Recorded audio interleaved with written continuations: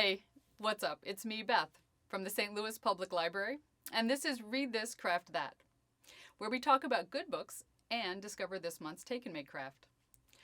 I have got two great books to celebrate Black History Month to share with you, and a project to get us in touch with the universe.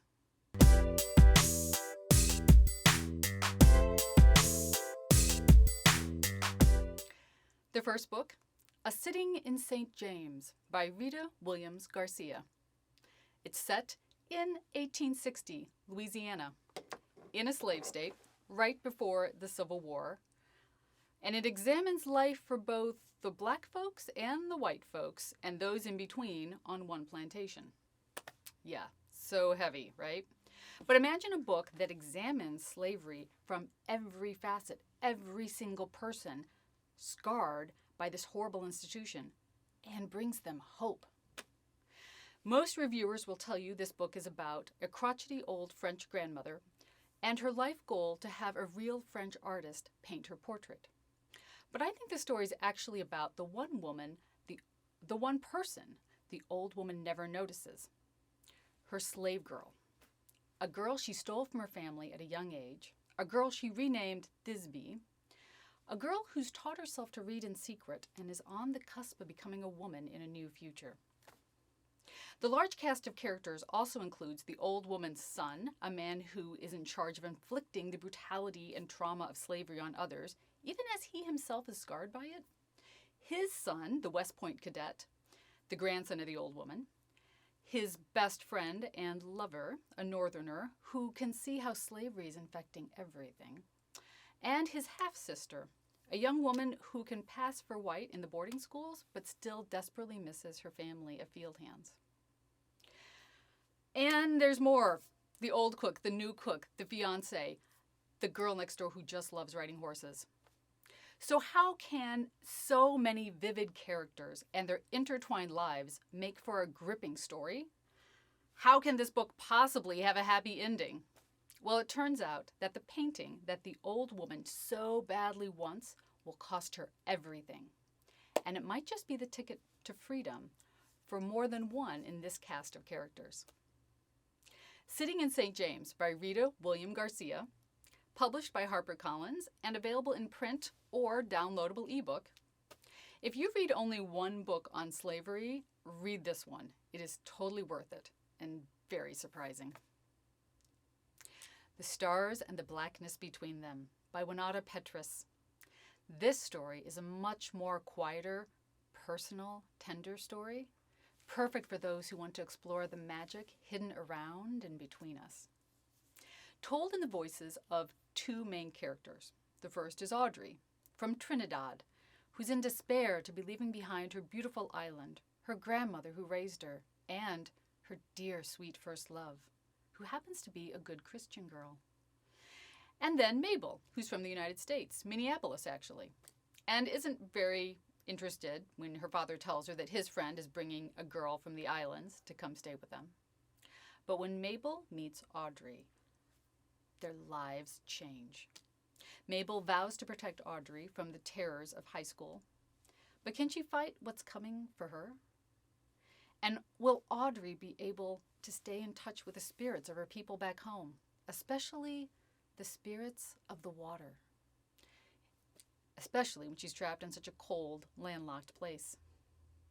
The Stars and the Blackness Between Them by Winata Petrus.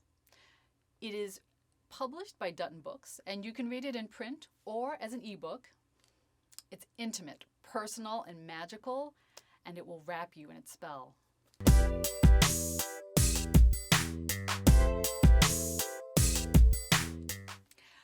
Our craft this month is a moon journal and a moon garland, and you can get both in our Take and Make kits.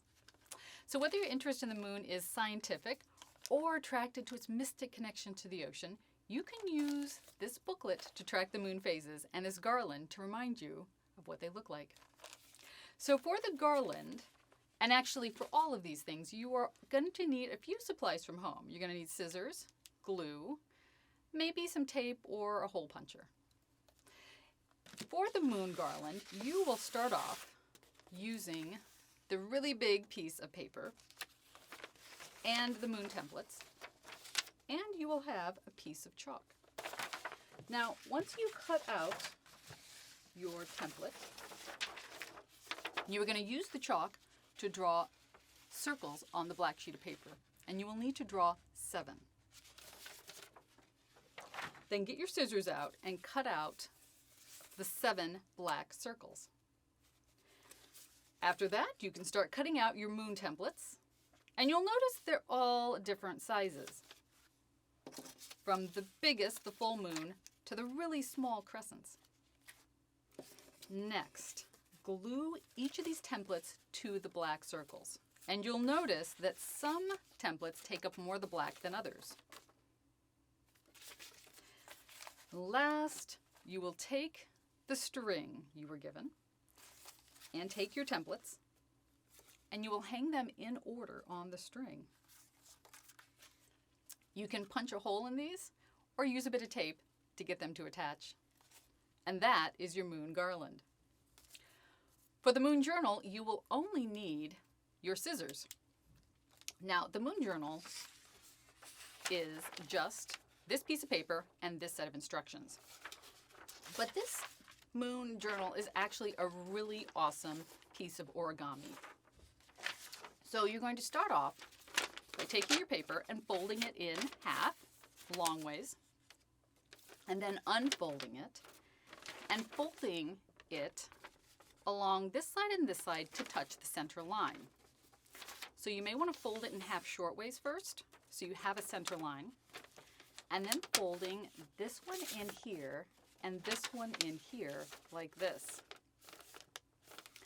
Next step, you're going to fold them together again, so you have a very skinny long rectangle, and then unfold it. And this is something you do a lot with origami, where you make the folds, but then you unfold it because the final product is different.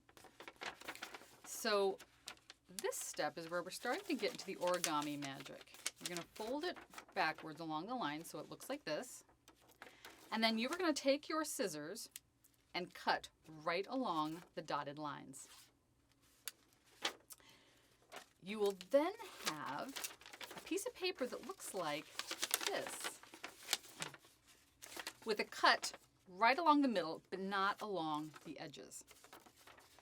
And then you'll take it, fold it in, fold the pages down, and boom, you have your moon journal. So inside here, it does show you the phases of the moon as you will see them in the sky. And if you're having trouble seeing the moon phases, we do have, for checkout, a telescope and a binocular. The telescopes are legitimately huge, so you may need to get help bringing them home, and a vehicle. The binoculars, though, are much easier to carry and will help you see the stars and the moon phases just as well. And in here, you can write down what you see in the moon phases each week. And when you're done, do bring this into your local library and share what you've discovered. I would love to see it if you can swing by the north side branches, but we would all love to see what you discovered. So that is the Moon Journal and Moon Garland, available this month in February from the St. Louis Public Library. Stop by. They will be available while supplies last.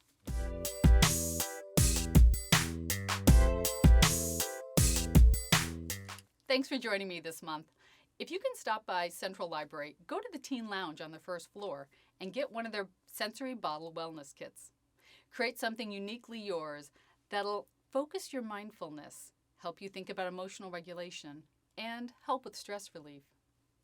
And don't forget to like and subscribe. I'm Beth, and I'll see you next month on Read This, Craft That with the St. Louis Public Library.